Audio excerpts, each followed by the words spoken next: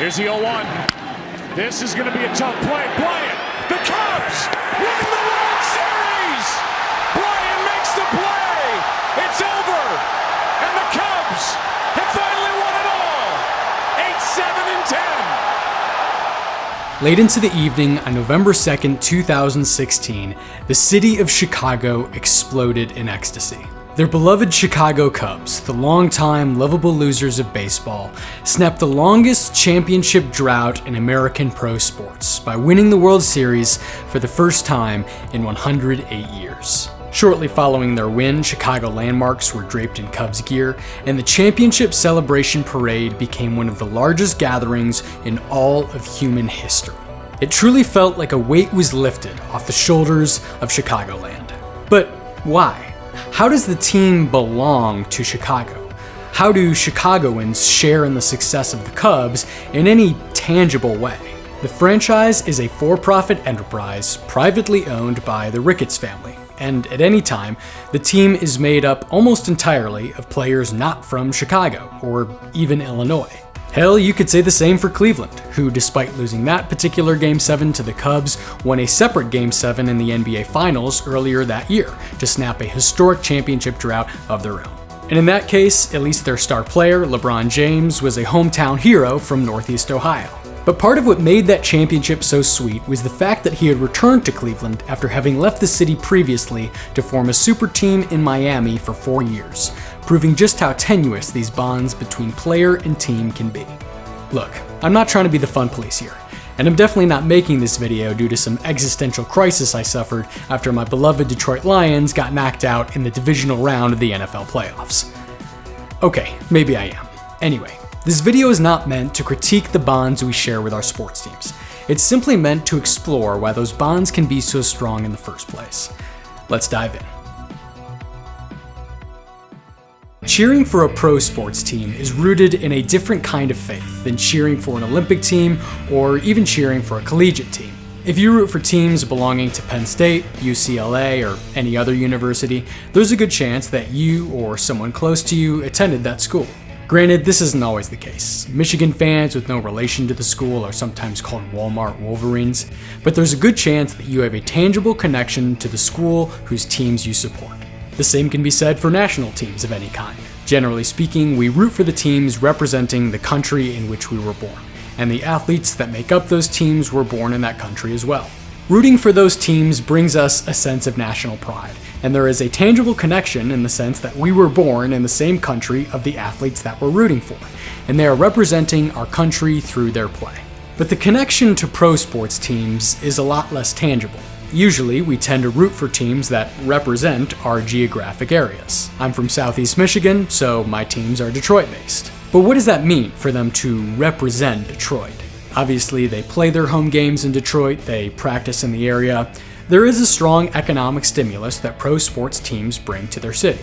Plenty of locals are employed by the team both directly and indirectly. But that alone is not a tangible enough connection to justify the loyalty of your average fan. I don't see a lot of Chicagoans hanging around Lou Malnati's cheering them on every time they make a new satisfied customer. To add on top of things, sometimes the connection to a team isn't even rooted in a close proximity to the team's home base. Sports team fandom can often be passed down from generation to generation. So if your grandpa cheered for the Red Sox and your dad grew up a Red Sox fan, then you're probably a Red Sox fan too, even if you don't live in Boston. But it's not like you're even rooting for the same team that your grandpa cheered on.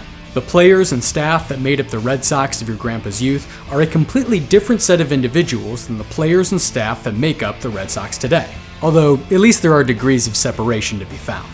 Rico Petrocelli played with Jim Rice, who played with Mike Greenwell, who played with Nomar Garcia-Parra, who played with Jason Varitek, who played with Dustin Pedroia, who played with Rafael Devers. So, with most teams, there is at least some sense of continuity there. But even that isn't always the case. For evidence, look no further than the Cleveland Browns. The Browns had a very successful start to their franchise after their founding in 1944, winning several championships in the first 20 years of their existence. A prolonged period of mediocrity then ensued, ultimately culminating in the team moving towns and rebranding as the Baltimore Ravens in the mid-90s. Now, to be clear, the Ravens did technically take on a new franchise history, leaving behind the championships, historical records, and Browns' intellectual property in Cleveland, which the city would eventually use when the Browns were revived a few years later. But the entire personnel from the old Browns all skipped town to Baltimore when the team moved out there. The new Browns had to start fresh, stocking their team through an expansion draft. So that line of player and staff continuity that one can usually point to doesn't even exist for them. The old Browns ended in 1995, the new Browns started in 1999.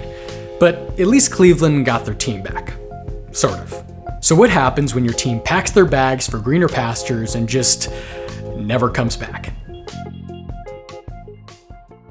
The thing about American pro sports franchises is they are privately owned, for-profit entities.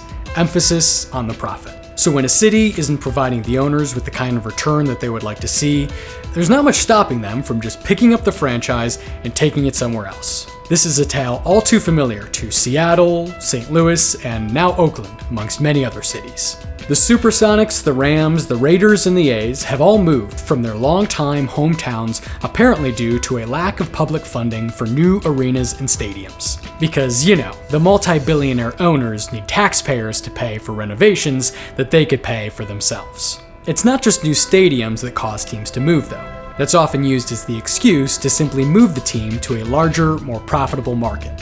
This point is perfectly illustrated by Rams owner Stan Kroenke moving the team from St. Louis to Los Angeles, supposedly because he couldn't secure public funding to improve the Rams' St. Louis home. But then he spent his own money on the new home of the LA Rams, SoFi Stadium. So you're telling me he was willing to spend his own money on a stadium in LA, but not in St. Louis?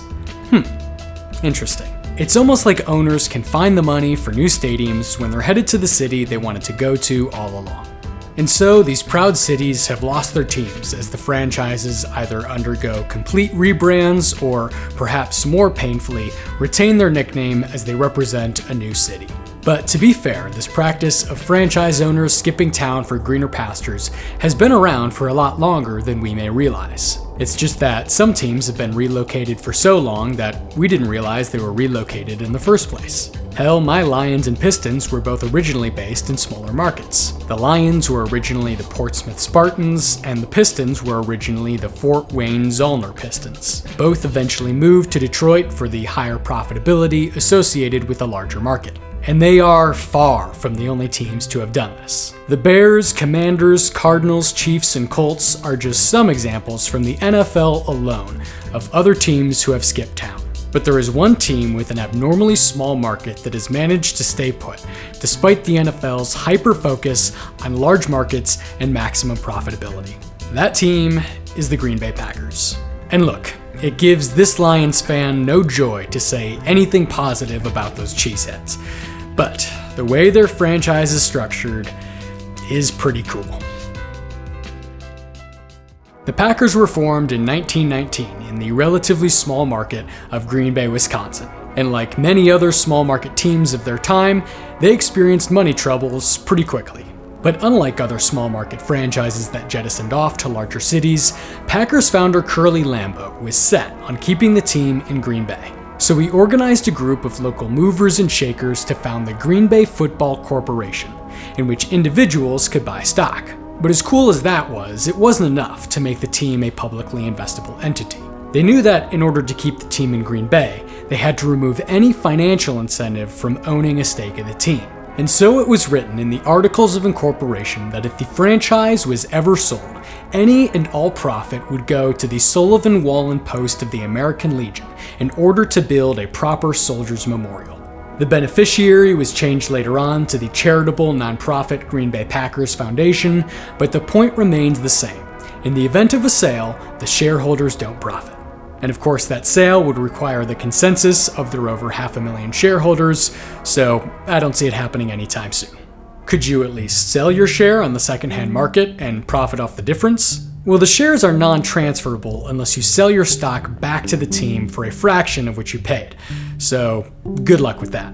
Point being, the non-profit, fan-owned nature of the Green Bay Packers is what has allowed it to stay in what is by far the smallest market in the NFL. For comparison, Buffalo, New York, the second smallest metropolitan area of an NFL team, has over 1.1 million people. The metropolitan area of Green Bay, Wisconsin has almost a quarter of that, at 320,000. The fact that one of the most prolific franchises in NFL history exists in such a relatively sparsely populated area is pretty incredible, no matter how you feel about the team. And again, the team is fan-owned. That's just objectively awesome. That is, dare I say, how it should be. And I'm not saying you have to have a share of a team in order to be a true fan of it. Folks who have less disposable income, or those who just don't want to buy a piece of a team, wouldn't be any less of a true fan. It just would be nice to know you have that option. And look, you could make the argument that the Packers are a beneficiary of being surrounded by money-hungry sharks. They get to be the non-profit, plucky underdog good guys while simultaneously benefiting from the exorbitant rights fees secured by the billionaires at the helm of other teams. One could argue that those multi-billion-dollar TV rights contracts that have helped pay for Green Bay's continuously competitive roster wouldn't exist without the profit-hungry sharks that the team is surrounded by. But I'm not even saying that every team should be a non-profit. I'm just saying it would be cool if teams were, one way or another, owned by the fans. And this isn't coming from a place of total fantasy. There are highly successful leagues in other parts of the world where fan-owned teams are the norm, not the exception. So come join me on a journey to the magical land of European football. Let's start with the Bundesliga, Germany's top football league, which has a 50+1 rule, mandating that 50% of each club plus one share must be owned by fans. That includes the likes of Bayern Munich, Borussia Dortmund, and others. But it's not just Germany where that's the case. Real Madrid and FC Barcelona, the titans of Spanish football, each worth several billion dollars, are owned by their supporters. And there are many other examples of this in and outside Europe, including virtually all of Argentina's teams. These clubs will never leave their hometown. And honestly, you could say the same for the vast majority of all soccer/football teams abroad, even those owned by private entities. The format of the leagues is just different outside of America. In the US, there are a finite amount of pro teams. Unless a league is holding an expansion draft, there's no way to get in the NFL or the NBA. So it makes sense that those few prize slots would find their way to the largest markets. But in Europe and South America, it's totally different. There's a system of promotion and relegation where you can theoretically start your own club at the bottom of the pyramid and work your way up to the top league in your country. Because of this, every town worth its salt already has at least one club. So moving a team to a new city where there is sure to be another team there already with a sizable fan base of its own just doesn't really make sense. And to those fans, the idea of their team leaving for another town is a completely foreign concept. No pun intended. Look, I wish I could own a piece of the Lions or the Pistons or the Tigers or the Red Wings. Sure, it's unlikely that any of those teams, each with such a rich history tied to Detroit, would ever leave. But because they are for-profit enterprises, privately owned by individuals or individual families, and I ultimately have no say in the matter, I can never be truly sure. If the movement of the Supersonics, the Rams, the Raiders, or the A's can teach us anything, it's that when times get tough for a team in a reeling city, there's no stopping the rich owner from skipping town. The movement of those teams and the strange fiasco with the Cleveland Browns really lays bare the fact that, at the end of the day, American pro sports franchises are just brands. Privately owned brands that we have no real stake in, but spend a lot of real emotions on. But hey, that's the fun. That's the ride. Nobody's putting a gun to our heads telling us we have to cheer for these teams. We do it because we enjoy it. And at the end of the day, what more reason do you need? You've been watching In Gabe We Trust.